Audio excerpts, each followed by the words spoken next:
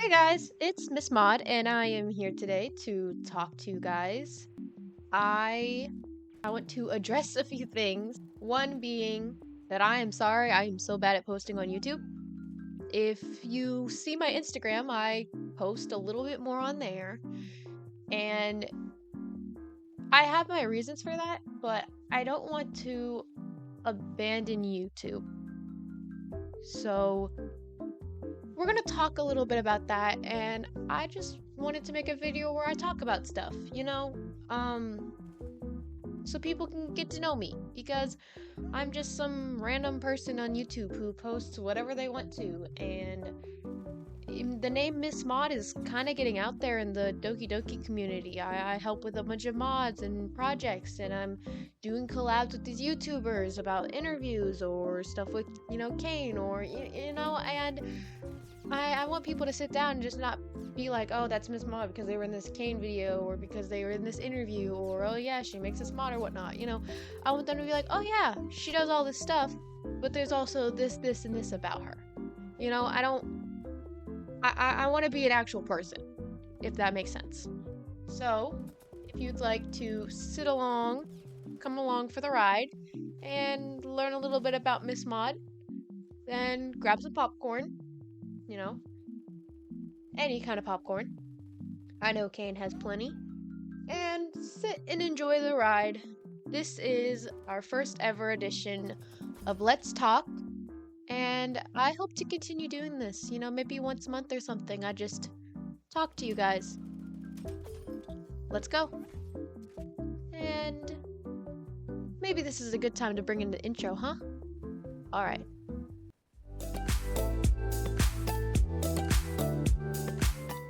If you haven't actually seen anything with me, maybe your first question is, who is Miss Mod? That is a great question. Miss Mod, or me, I am an 18-year-old girl who is a self-taught coder, artist, voice actor, writer, editor. I just kind of teach myself skills when I'm interested about them. If I say, oh, I wish I could do that, I sit myself down until I can do that. That's just who I am. I will get a huge burst of motivation. If there's something I don't know how to do, but I want to do it, well, then I am going to do it. So, a lot of people could say, I'm a one in everything. I do everything. I'll offer my help in the Doki Doki modding community a lot of the time, and they'll be like, wait, you can do this? And I'm like, I guess so. I can just do everything. So I'm an all-in-one kind of package deal, I guess you could say. I don't know why that sounds so weird to say. I don't know if I've ever talked about why I started, like why Miss Mod was made. So I think we have to go back to why I started modding in the first place. And I think I said this in the interview, or I've told someone about it before, but why not give a refresh? So, we're gonna go back to 2021, okay? It was an interesting year for me, might I add, but I believe it was 2021, maybe 2022? I was having a sleepover at my house with a bunch of girls, and this was one of the first times in this house that I got to do this big sleepover event thingy. I invited a bunch of friends to watch The Corpse Bride. It's a good movie. And, some of them stayed and slept over. We had like 4 or 5, and there was just a lot of people. And some of them were still new friends, so we got time to get to know each other. And there was this one girl who sat me down and gave me the entire Five Nights at Freddy's lore. I did not know any of that until she told me, because I was terrified of it. And so she sat me down once. I think at one point she was the only one at my house, and she sat me down and made me watch a 43-minute Five Nights at Freddy's video that gave every character's, like, they named out every character. I was super lost, by the way. I was just like, okay, why is there 5 Freddys? I was so confused, because I think at that point, Security Breach wasn't out yet. I think it was just the trailer. So, everyone was big with Five Nights at Freddy's again. It was a whole thing. They were like, guys, there's this whole new game coming out. We have to look at all the old stuff to get lore, you know? So I think it was that. And so the rest of the friends come, and she's still talking about Five Nights at Freddy's or whatnot. They're all getting into it, and I'm kind of just here for it. I'm like, not left out, because it's sounding a little fascinating to me, but at the same time, I'm like, this is crazy, you know? Like, why would we be obsessed with horror stuff, you know? And they start looking at YouTube videos on my TV of all this Five Nights at Freddy's stuff. And then, you know, we got Matt Pat. And then one of the girls finds one of the Matt Pat videos of Doki Doki Literature Club. And they were like, have you guys seen this? And a lot of the girls were like, oh yeah, I have. And they were like, but we gotta play it because it's so good. And I'm just like, what is this? What is this game? And it like was one of the ones where the intro started nice and then Monika glitched it out from Matt Pat or whatnot, and I'm sitting here and I'm like, what in the world? And he starts talking about the game, and I look at the characters, and one character pops up, Sayori. And then something hit me. I pull one of my other friends aside, and I'm like, this is a horror game? And they were like, yeah. And I'm like, well, I just thought that this was some, like, weird random game, because there was this YouTuber I really liked, and this was his longest video. It was like, this is totally a normal dating sim game or something. Like, I didn't know it was supposed to be horror. But I turned it on in the background to fall asleep because I liked the YouTuber. And I was like, I had no idea I've been falling asleep to a horror game. And I'm like, what's so horrible about it? Like, it looks adorable. And, Matt Pat talks about, you know, like, Sayori, you know, ending her life and the other girls doing it. And my friend and I go to the, like, bathroom to, you know, brush our teeth, but mainly we just needed a break from everyone else. And I grab my phone and I'm like, what does Sayori's death sprite look like? And we're sitting in the bathroom, and I look it up, and I was terrified. That was the first time I've ever seen art of that detail, of that kind of death. I mean, the idea of ending your life for some reason. I don't know why I was so in the dark with it. I mean, I'm glad I was, but I was still like 14, 15, you know? And I just like, I was like, someone drew that, and this girl here, the one that I really liked, because she looked all happy and everything, and she reminded me of me, and then now there's this picture. And it scared me, and I was like, I relate to this character from what I've seen of her. I didn't know she had depression, and I was like, that's a little scary. And after that, I looked at all the other scary stuff in Doki Doki, like Natsuki's neck and Yuri stabbing and all that stuff, and it scared me really badly. And I became completely terrified of Doki Doki Literature Club.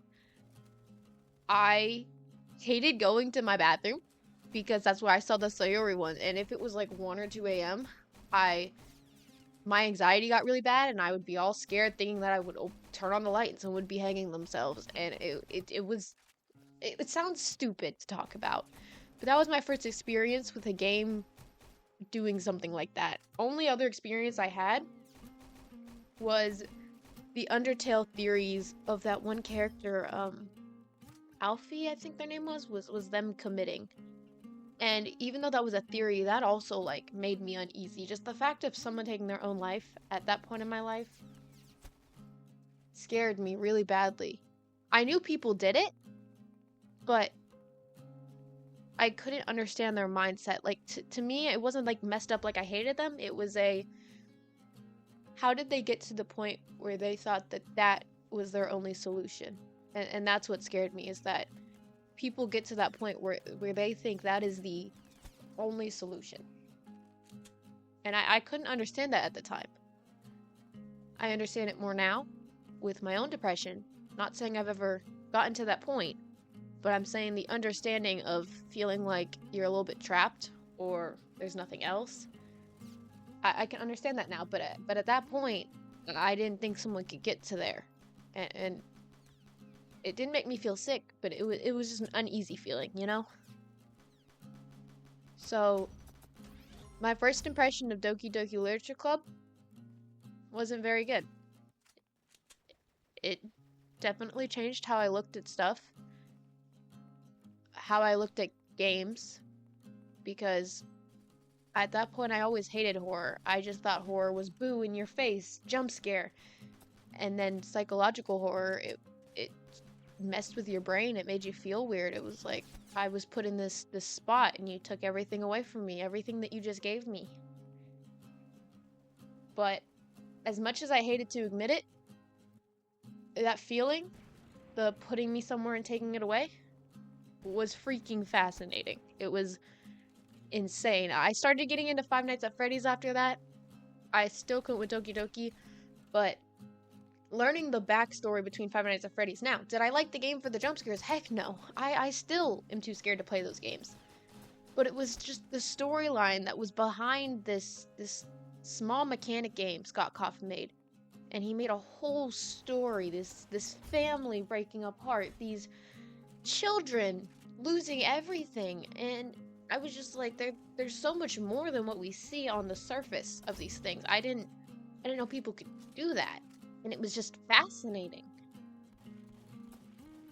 It was a lot, okay? So there was also, I also really like this YouTuber, Bijou Mike, and he had Doki Doki plushies in the back, and I remember I would always watch his videos. But anytime the Doki Doki plushies were in the back, I would get scared because it would remind me of them. And he had the one Natsuki shirt too, and I was so scared of just seeing anything Doki Doki.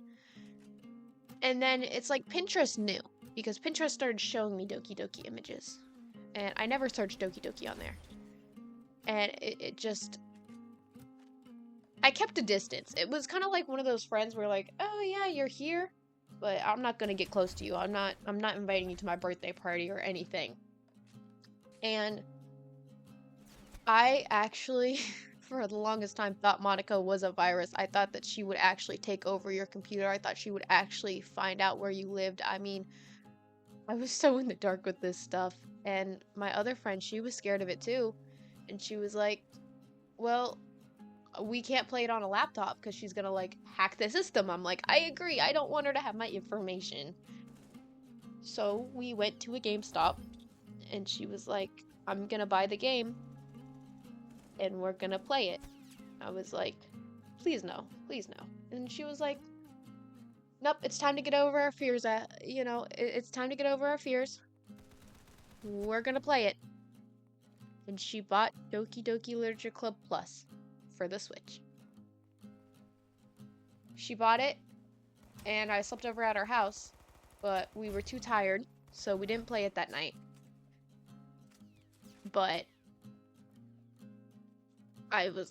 she brought it over to my house maybe a few weeks later, and we started playing it, and it felt nice. Like, the game was nice. I was like, oh, there's nothing wrong with the game. But then knowing what was going to happen to Sayori and knowing all the stuff that was happening, I couldn't fully enjoy the first half. I knew it was happening. I was scared. I couldn't understand why. And so we went through it. And we got to the scene. And it was hard. I turned to my friend and I'm like, Sayori and I were really alike. And that's pretty scary. I didn't understand what was going through her head. But also the fact that I felt like this character knew more about me than I knew about myself was such a weird feeling. I thought I knew my anxiety. I thought I knew my depression. And then you have someone else say these thoughts and it gets to that point and you're like, well, I've gotten to that point too, but I've never gotten there.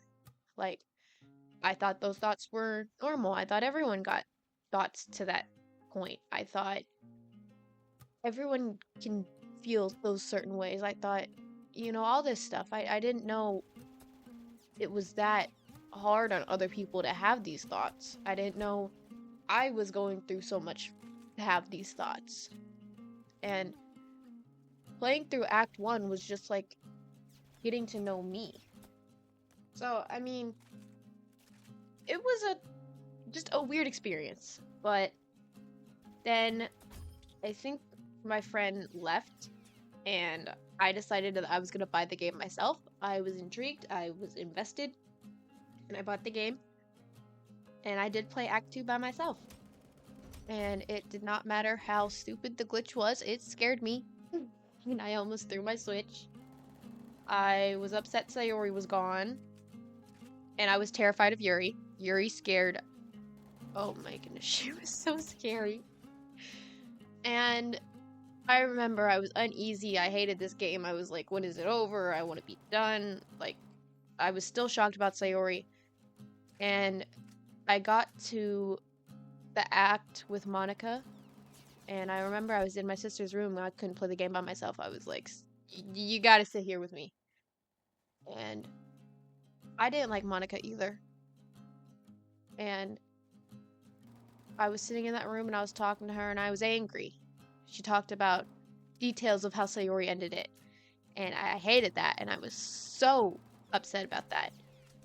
But I kept sitting there. I wanted to see what Monika had to say. And the more and more she talked, I was like, why do I feel like I'm talking to a real person?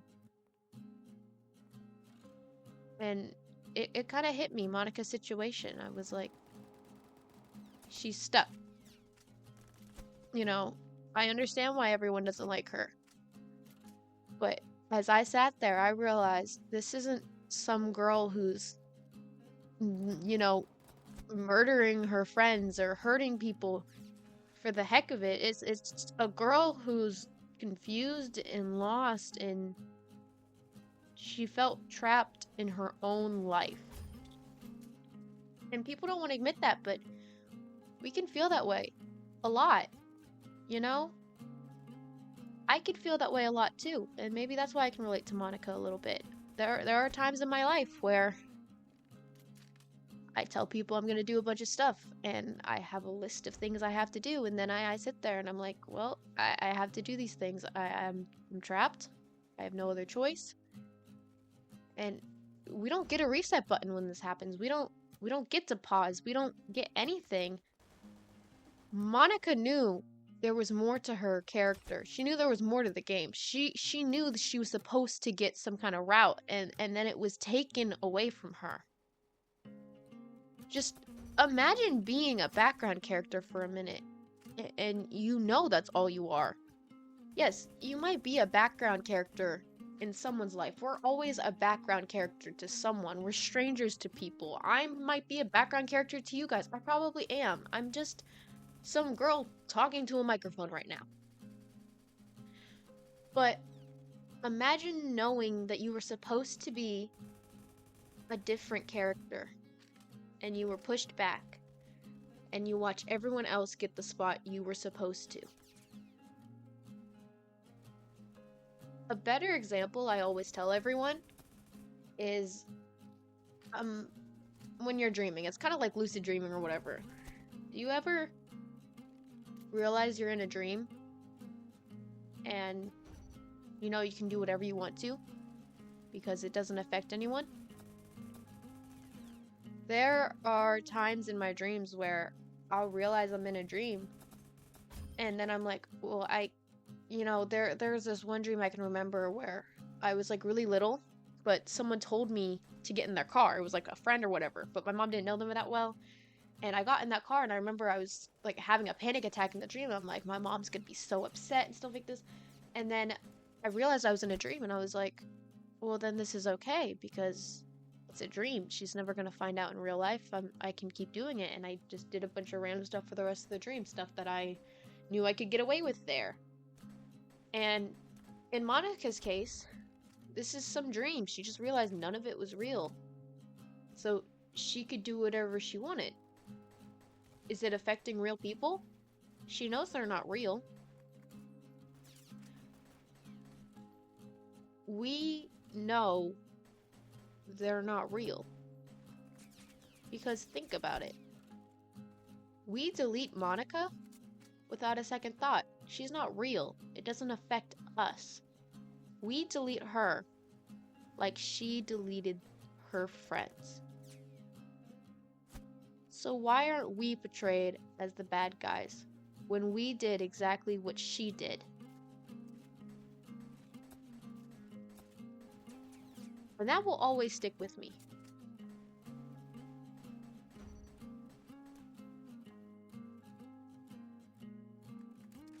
That got pretty deep, actually. Oh my goodness. A lot to think about. But that was my first experience with Doki Doki. I had a lot of thoughts. After I finished the game, I wasn't scared of it anymore. I realized this psychological horror. I was absolutely hooked on it. The fact that they gave me a little pamphlet right here, right? Like, oh, these little girls, we can date them, and then all of a sudden, boom, it is nothing like that. I was like, you can like, it's almost like a little bit of mind control. You can make me think a certain way and twist my own thoughts. The game didn't twist the thoughts. It just changes everything. I don't know how to explain it. It's just so freaking cool. And I became obsessed with that. I was like, oh my goodness, this is my game. This is my life now. My friend who showed me it, her and I would tell each other stories all the time. Our friendship started because we were alone on a call one time and we didn't know what to talk about. So my one friend mentioned something about like, oh, I have a bottomless hole behind my house, as a joke, and I went along with it. And we named the character the Pit, and we made all of these fun characters and storylines, like how the Pit would just eat a bunch of people, like the mailman, or it was random, but it was a way to be able to start a conversation and get to know each other by just messing around and making stuff up. And we were both very creative, and I thought, well, she got me over this fear of Doki Doki. She got me obsessed with this thing now. I want to thank her. How modding started, I guess, is I didn't know you could mod it until I watched a video of one of the YouTubers I liked, and he was playing a mod, and I was like, I don't even know what mod stands for.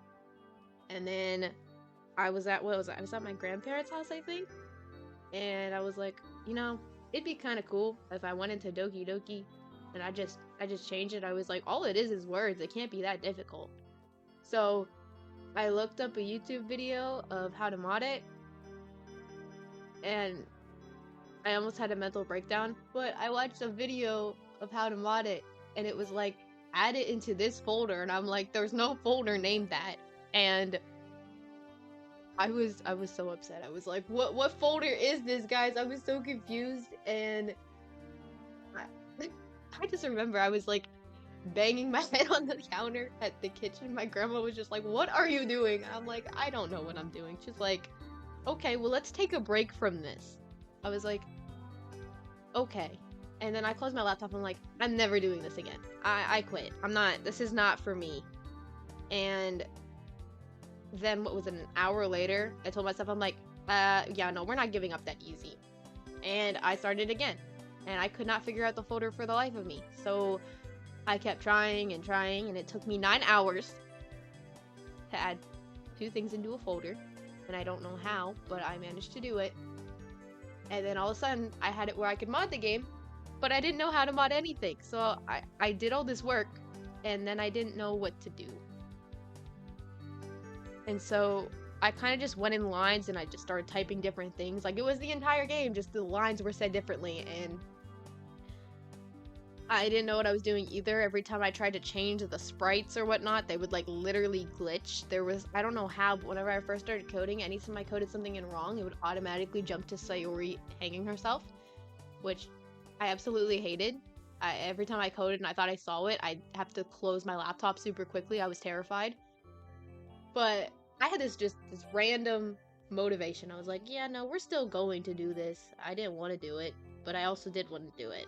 My friend knew nothing about this either. It's not like I ever said, oh, I had this surprise. It's not like I had anyone waiting for it. I just told myself I wasn't going to give up. And I did it for what, like 2, 3, 4 months? And then I told her about it. I was like, I have a surprise. And they were like, should I be scared? I was like, probably. You should be very scared. And I showed it to her. And where there was glitches, there were spelling errors, there were sprite stuff. And I was really embarrassed when I showed it. I was like, oh, I didn't mean to do this and this. But she turned to me and she was like, this is the coolest thing ever. And even though there was mistakes, she's like, the fact that you even made this, because I remember at one point I apologized. I was like, look, this kind of sucks. I don't know what I was doing. I feel really bad. And she turned to me and she's like, girl, you spent how long making this for me for no reason? I am not going to say anything bad because you put all this work into it. There's going to be spelling issues. There's going to be problems. There's going to be all this other stuff. And she's like, but the fact that you took time to do this is amazing to me. And I was like, I kind of like that feeling. Like, I was like, oh, okay, I did something. That was pretty cool. And I think at one point her brother walked in and she was just going on like, she's like, you gotta see what she made. And she was showing everyone. And I was like, okay, guys, it's not that big of a deal. It's just, I just did stuff. And she was like, no, you made this entire, like, mod or whatnot. I was like, okay. So I go home and I'm like, that was a pretty nice feeling. So I wanted to make another Doki Doki mod. I was in the Doki Doki modding community, so I thought, what if I made a mod for them? Or a mod for myself? Or I wanted to make a mod for the people. And the idea I had was because the only mod I really played at that point was Monika After Story. So I thought, what if I made that, but with Sayori? At the time, I didn't realize someone already did that, but I think even after I realized that, I was like, well, I can still do it my own way. And so I continued modding, and that actually became my coding goal. My coding goal was, I was like, Monika After Story, the coding in here is amazing, I love it, you know. My goal is to be able to code complex stuff like that. Like, I want to be able to code so well that I could recreate the entire mod and make it look exactly like the original. And I'm happy to say that I am at that level. This was my goal. I got to my coding goal. But I am still learning a bunch of stuff. So you can make it to your goal and still keep going. Now, does that mean I'm the most experienced coder ever? No, because I have people asking me for coding stuff and I'm like, I don't know how to do that. Is it simple? Yeah, but I personally don't know how to do that. So, I'm not some master coder. I'm still learning. And as the years go by, there was code that probably wasn't around then that is now. And I have to learn that stuff. I have to adapt with the new coding. I have to learn the new stuff. You know? But it's still fun. And, you know, before I got to that goal, I just wanted to make a Just Sayori mod. You know, it was like Monika After Story, but with Sayori. And I remember I started drawing all these outfits for her. And as I drew the outfits, I was like, ooh, she could wear this one if they go on a date or whatever, or this and that. And I was like, well, what if we make a story at the beginning and then it cuts to Sayori becoming self-aware or whatnot, but we can go on dates and do all this other stuff, you know? Monika After Story, you were really just sitting in that room. I wanted to do more. I wanted you to be able to ask her a bunch of questions, of course, but I wanted to be able to just do cool stuff. Maybe different choices led to her not knowing, maybe others did. You can definitely see, what was it, the Just Sayori, the first ever demo I released of it. You can definitely see that my idea there was her becoming self-aware. It's a lot different from what we have now. There is still a scene in My Cloudy Reality Plus of her sitting in the room, that was supposed to be the entire mod. That one scene that we get there for one ending where she becomes self-aware and everything, that was supposed to be my cloudy reality. It just goes to show that you start with an idea, you let your imagination run wild, and sometimes you'll make something brand new. And I'm glad I did that. I will talk more about that in other videos, because I feel like that's going to be a long talk on its own, and I might have gotten a little off topic here. I think the whole point was I was supposed to ask how, MsMod started, and I just gave you an entire playthrough of how I got into Doki Doki, But to bring it around full circle, after I realized I liked making that mod and I wanted to make more, I begged my mom. I was like, can I post my modding stuff onto YouTube? And she agreed, because I was, 15, 16, so, my mom was always against the YouTube stuff. She didn't want me to be all over the internet. She didn't want me to put my face on the internet. She didn't want any of that, and I understand that. I think it's safe. The internet is a scary place, guys. You gotta protect yourself. And she did agree, and I posted my first ever video. And it's a little clip of the mod I made for my friend, but I will still never release that one because it doesn't make that much sense. If people really want me to, I might. And I have to say, for a first ever mod I did by myself with no experience, I am pretty proud of what I was able to do. But I just posted a little clip of it. It was like, my first Doki Doki mod, but is it my last? Had to have a crazy caption. And I also wanted to do funny Roblox videos on there, so there's a lot of that. And I did little trailers for my mod. I didn't really know what I was doing at the beginning, but YouTube was the goal. I sat myself down and I said, you know what? What I want is to have a YouTube channel that has 10,000 subscribers. It was my goal from day one. That is still my goal. And I get a little disappointed in myself sometimes when I realize that, I keep walking away from YouTube and worrying about other stuff, because this was my goal. This is my goal. And if I don't post stuff, if I don't, interact with you guys, if I don't do that, I'm never going to get that goal. And I'm only here today because of that goal. But I keep slowly stepping away from YouTube because Instagram is where I'm getting seen the most. And, I get stuck in this loop like, well, I want to be where I'm seen, but this isn't where I want to be seen. I love Instagram. I love the people on there. I love posting on there. But that's not where I wanted to be. I wanted to be on YouTube. And it's a little discouraging sometimes because, you wanted something and you got something else. Which, isn't always a bad thing. The people I've met on Instagram, the connections I've made, the people I've reached is amazing. And I guess it almost goes back to my mod. You're gonna start off with an idea and it's never gonna be what you end with. I started with a goal where I want 10,000 on YouTube, and maybe now my goal is a little bit different.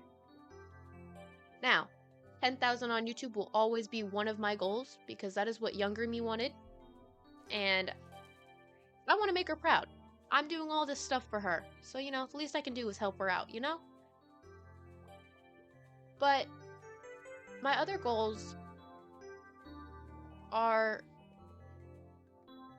a little bit more difficult, maybe a little more unreachable, because 10,000 at that point, I thought that was reaching for the stars, and it probably is. I don't know if I'm ever gonna get there. But my other goal, which seems selfish sometimes, but I want to be Dan Salvado. I want to be Toby Fox. I want to be Scott Coffin. I want to be an important game person. I want to make something that people talk about everywhere. which, you know, I do want to tell you this, this coincidence, which, while I'm at it, I do want to tell you that the more and more I've coded Doki Doki, the more and more I've realized I'm like Dan Salvado, and I really look up to him. I wish I could meet him one day and go up to him, and I'm just like, I would just go up to him and I would say, thank you. Because of you, I'm me. I didn't even realize it, but I managed to follow in your footsteps. And, you know, you're my role model. You're the idol here. I'm not obsessed, but I mean, everything I have is because of him. Because Dan Salvado, he started from modding. He modded Super Smash Bros., I believe. And he fell in love with the game mechanics of modding and changing all these things, and then boom, he came up with his own game idea. And then you have MsMod. She started by modding Doki Doki. She messed with it, she figured out the game mechanics, and then guess what? She got an idea for a game. And that game is out. It's called Lost&Found. It's a demo. It's my own game, and I am so proud of it. I am so proud of all of my team members. There's Madeline, who did all the art. She is amazing. And I want to be known for that game. And it's been pretty hard lately because no one knows it exists. No one's really taking the time to know about it because I'm just the girl who mods Doki Doki. Or I make Doki Doki edits on Instagram. You know? And that's great because, you know, at this point on the internet, whatever you can do to get noticed, whatever you can do to get people to see you, it's huge. And I don't know if it's selfish, but I want to be known for my game. I want to be the next Dan Salvado. I started for modding. Everyone knew me for modding.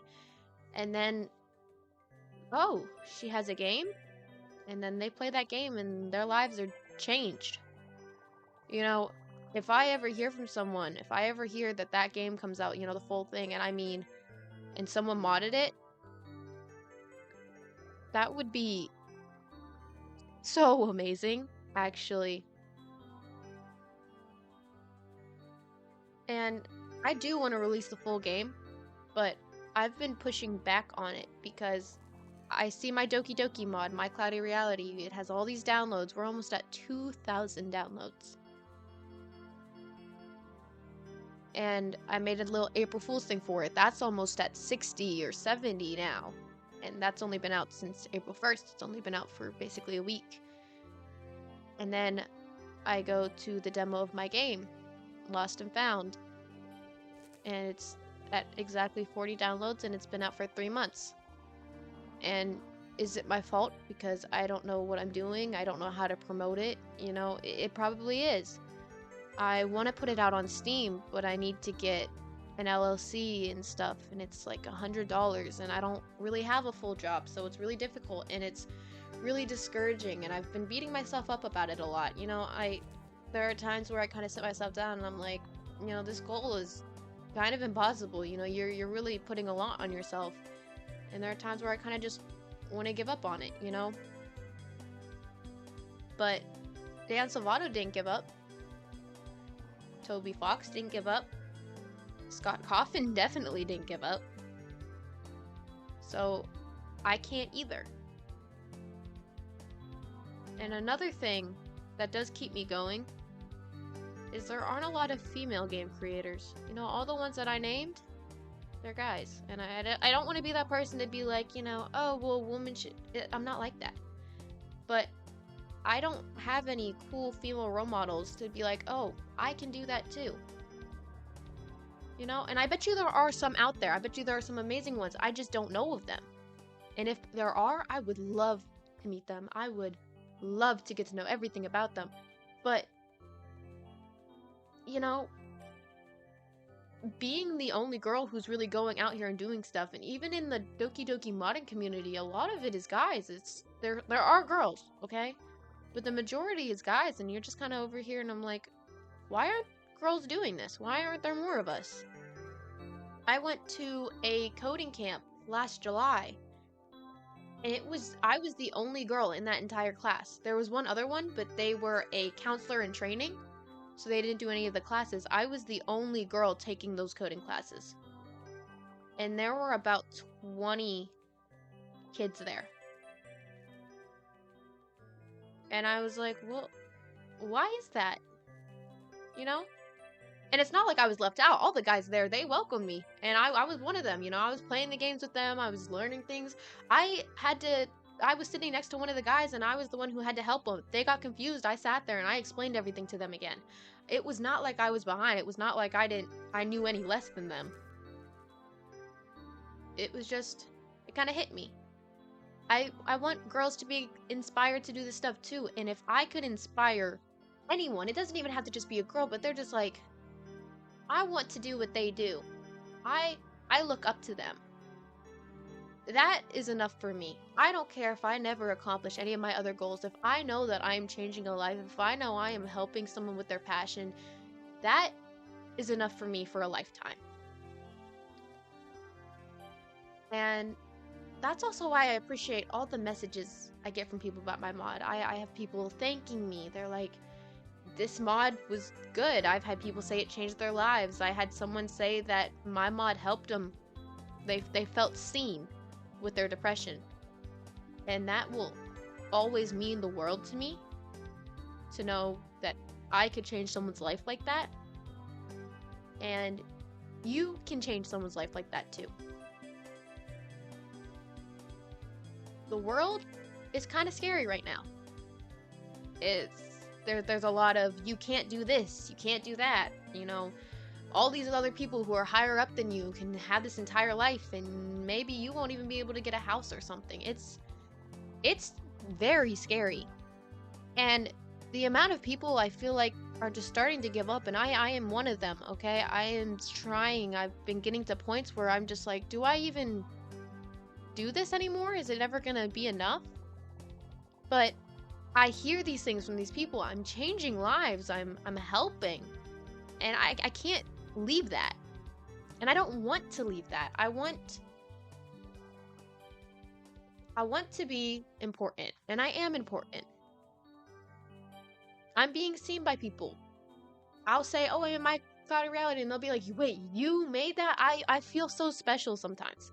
Now, I will not ever let that get to my head. I will never be like, oh yeah, you know, you don't have the pleasure of talking to me. I don't care how popular I get. I don't care how busy I get. I will try to make time to talk to you. If you have questions about coding, if you text me and you say, hey, you know, you made this whole mod and everyone else is really busy, I could really use someone to just sit and talk to me for a few hours and just tell me how to do this code, I will do that. I will help you. That is what I'm here for. My whole goal is to help. My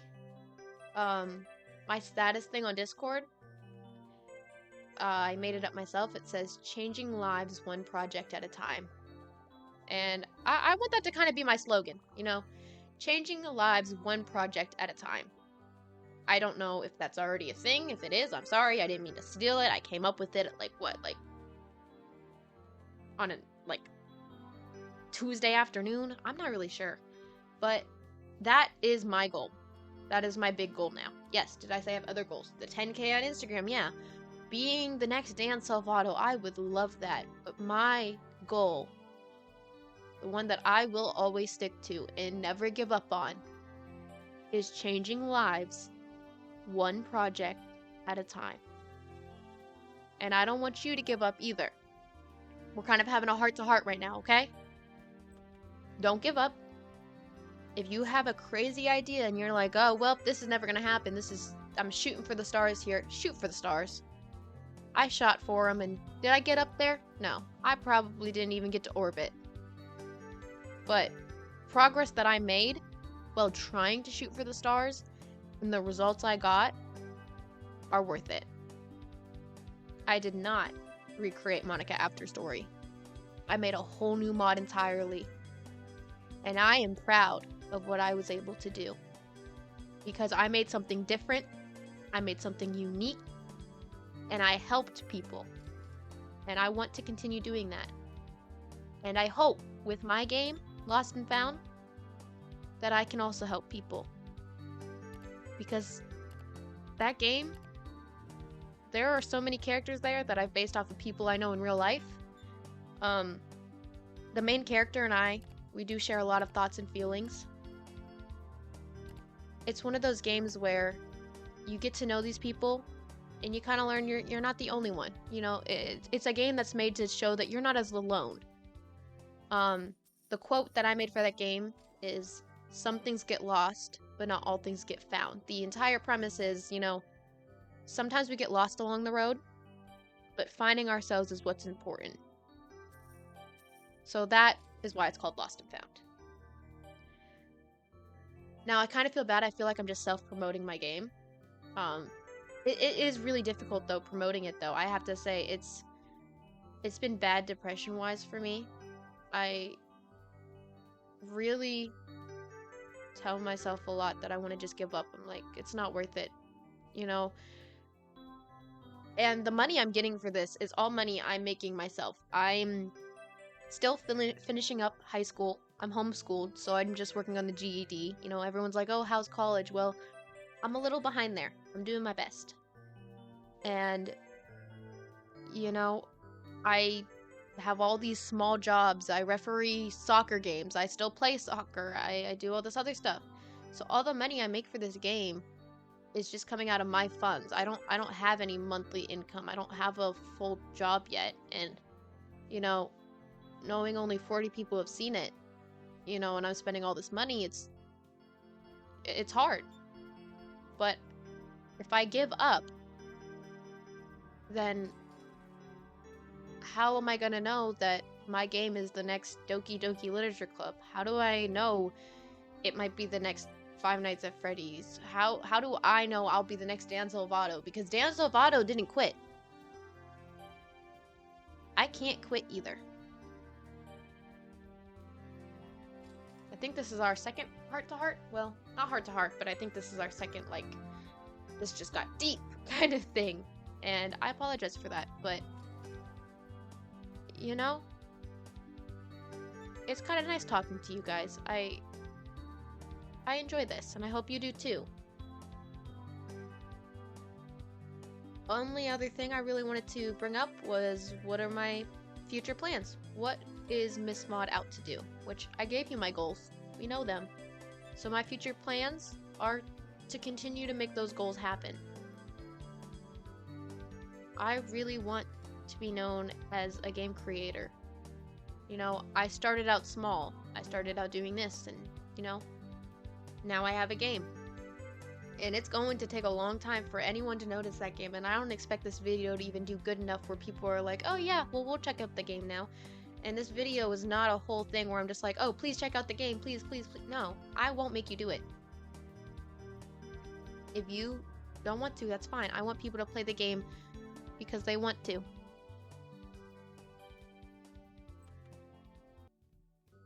If we can take anything out of this talk, it's that sometimes you're gonna start somewhere and you're gonna end somewhere else. That YouTube video of Monika, you know, with Matt Pat and stuff, I hated it. I was terrified. I did not see it changing my life at all. It scared me. And now, it's the reason I'm here. And it's the reason I'm talking to you guys. And the reason I have so many amazing people in my life. The reason I have a mod that changes others' lives. And it's changed mine too.